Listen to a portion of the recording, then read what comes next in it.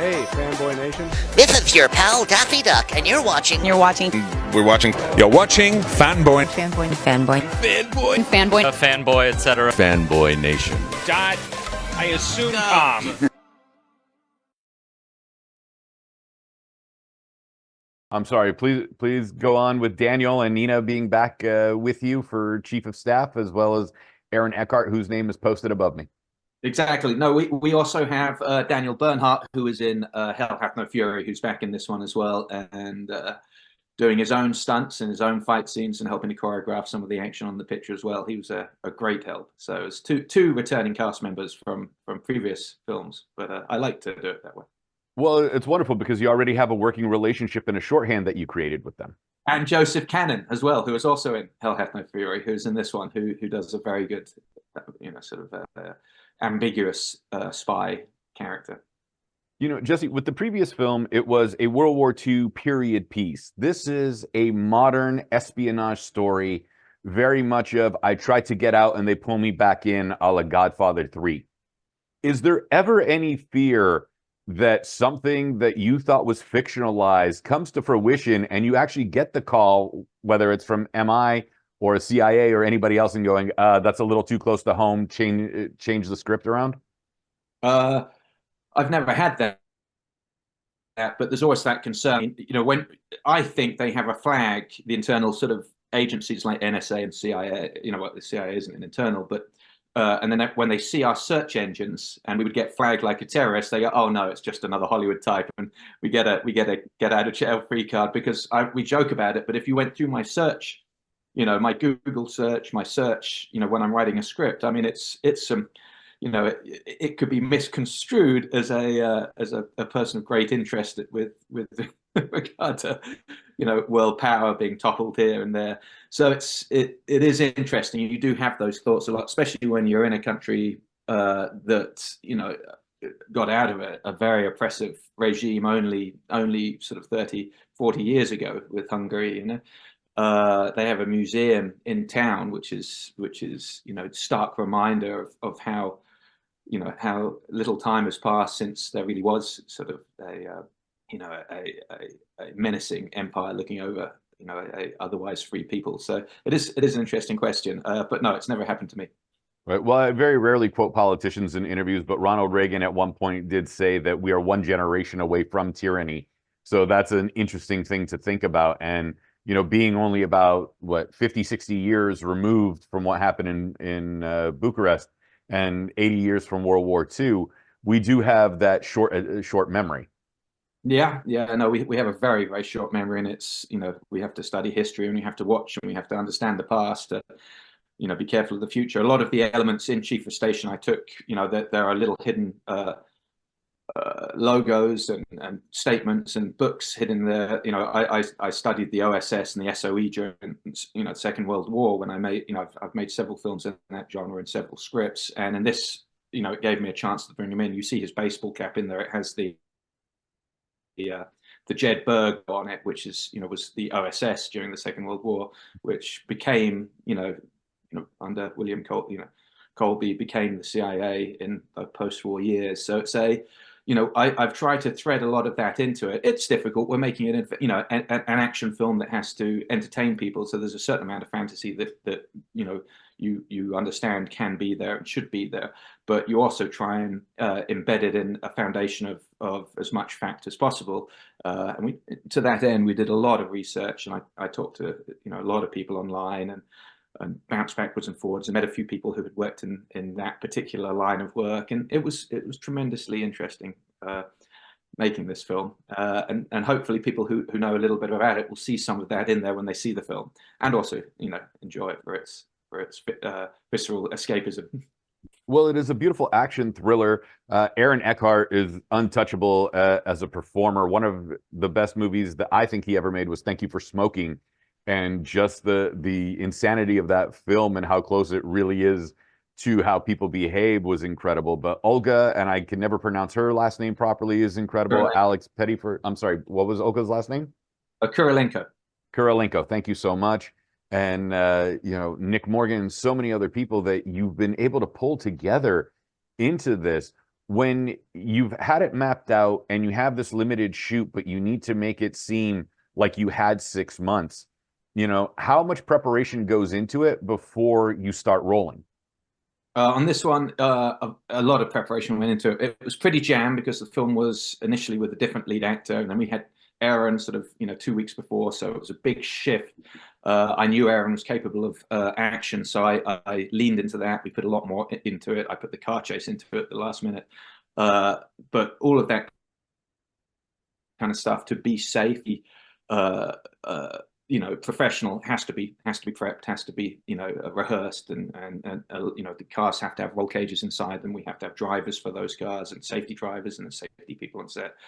We had an enormous jump on this one where the Hungarian stuntman flew the car through a trailer and into the air. And honestly, he should have had a pilot's license for the size of the leap that it was, and it was quite amazing what the guys were able to do over there. So enormous debt of thanks to the Hungarian stunt team. But yes, there was a lot of preparation for all of this, and to make a film that is ostensibly a smaller budget look like a bigger budget, you have to do a lot of math in its Rubik's Cube sort of style, fitting things into a day, and working with a form of haiku. Not shooting too much, just absolutely doing the absolute, the minimum that's going to be on screen, and trying to be very selective to that end. You don't want to shoot for a day's filming of a scene that's not going to end up in the film. You have to be very smart. You have to use your wits as much as you possibly can. Lean on, the experience of the crew around you, and do it. I've become quite practiced at it. I don't know if I would say I'm good at it, but it is something of a skill to be able to make something, look like it costs more than it actually did. Don't be so humble. You could sleepwalk it through at this point. Can I go back to your first question, which I find quite interesting? We have Daniel in this film quote a piece of history which I found, which was when the KGB had one of their staff kidnapped in Beirut, and he says, well, the difference between Russia and America is that the KGB went and found the kidnapper's family and started sending body parts back to them until they released the KGB, which they did in about 4 days, compared to the CIA guy that had been tortured for 6 months. He said that is the big difference between us. They sent, the first thing they sent back was an ear, and just recently we saw a element of that being repeated in the news. So it was with the KGB removing an ear. So it was that was a little eerie when I saw that happen, because that was literally something I pulled from a historical sort of document that I'd read. So it shows how close we are to repeating the Cold War.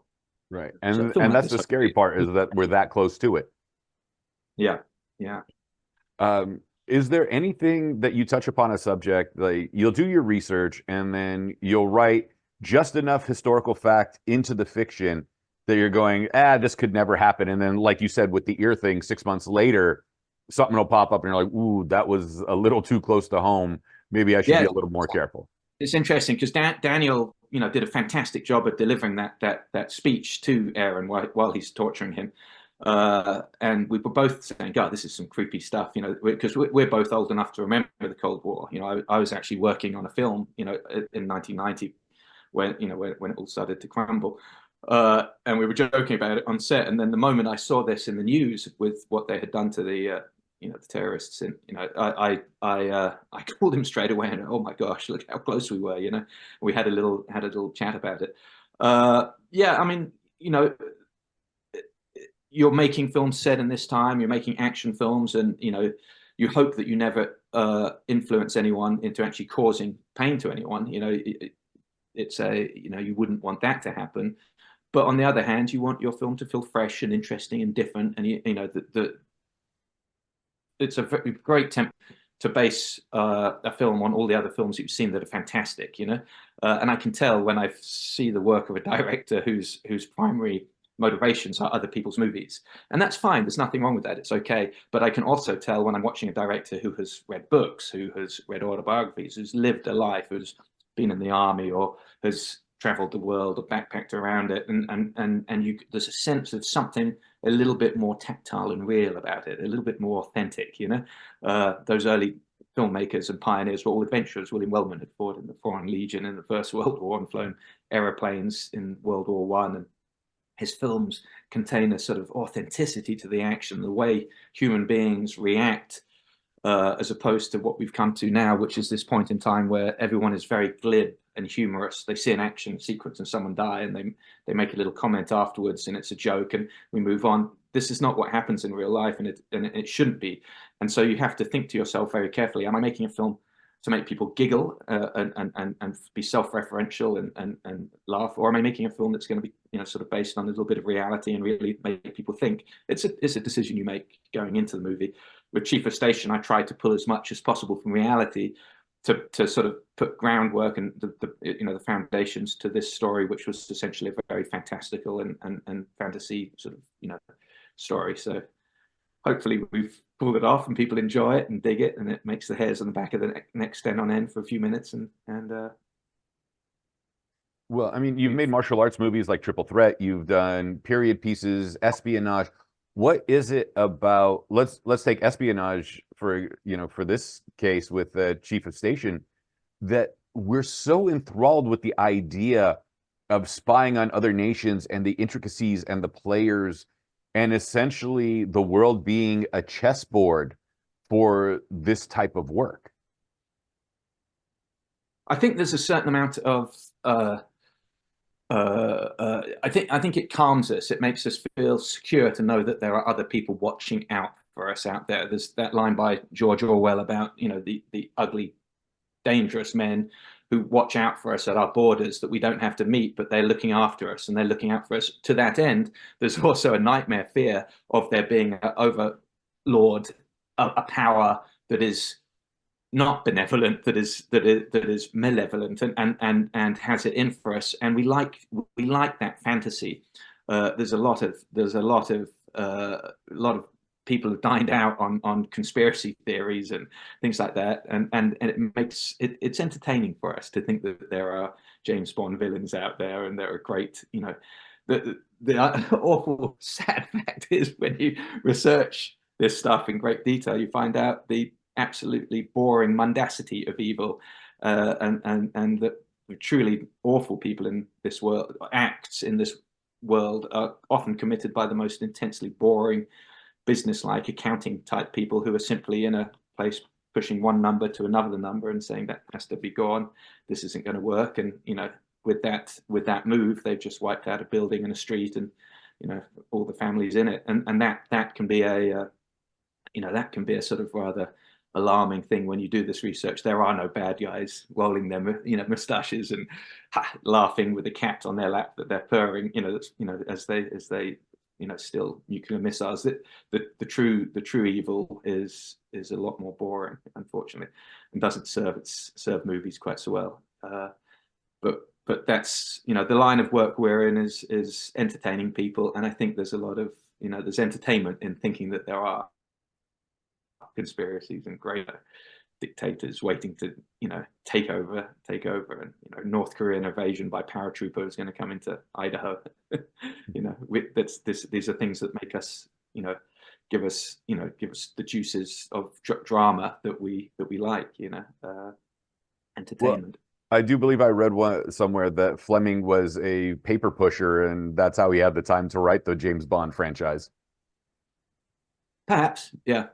I think he was a man of great imagination, and I think he was quite useful in the Second World War with what he did, with the ideas that he came up with. But all those top spies are very, very clerical. A spy, the very, very best spies absolutely look like accountants. They are pigeon-chested and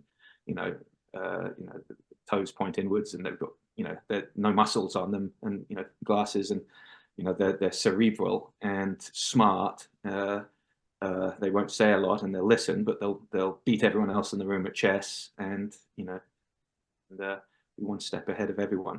It's an interesting bunch. Hopefully we touched little bit of that in this, you know. Oh, you do, and you may this film's fantastic, and especially for the limited budget that you have to make it seem like, $150 million picture is incredible with Chief of Station. I do have to ask you this, since the movie does come out on my birthday, which I am thrilled for, so happy birthday to me, and thank Happy you for birthday. making such a great film. What conspiracy theory would you like to put pen to paper and make a movie about? Maybe even kind of a sequel or a spiritual sequel to Chief of Station. Uh, I don't know. I can't think of that one off the top of my head, but I'd like to see where this character went. I think he gets sucked back into the agency, Aaron's character, and I think we see him return. And I'd like to see him work with Olga. I think the two of them have a fantastic chemistry, really well together. I love working with Olga. I could work with her on every movie. I find her fantastic. And the same goes for Aaron. I'm doing another film with Aaron right now. There are people who enjoy working and enjoy the physicality of making a movie, of discussing the character, of wondering what this character would do, of being able to freestyle when you want to freestyle, which on a, as you possibly know, on a low budget film, the potential for freestyle comes every day because things fall apart, don't work, a prop doesn't turn up, another actor is not as good as we thought they were, or is better, and we have to rewrite things. So you look for partners that can go with you, can play jazz with you. And Aaron and Olga and Alex Pettyfer are phenomenal. They're the top of their game. It's like going out there and playing with the very best musicians. So I would love to see them all return for another one. I think that would be really cool. Where I'd set it, I'm not sure. I don't think I'd set it somewhere quite so cold because it was really cold in Budapest. I mean, I did another film there last year, but it just gets cold, cold to your bones. I grew up in England. It was colder. It felt colder than there. Maybe my blood is thin from living in Los Angeles. But I'd love to do one again, and perhaps we go somewhere a little warmer. Right. San Diego's a great location. It's always warm and nice there. So there you go. There you go. Jesse, Absolutely. thank you so much for your time, man. I really do appreciate it. I think this is the third time we've spoken. So one of these days, we're actually going to do this face to face. I'd love that. I'd look forward to that.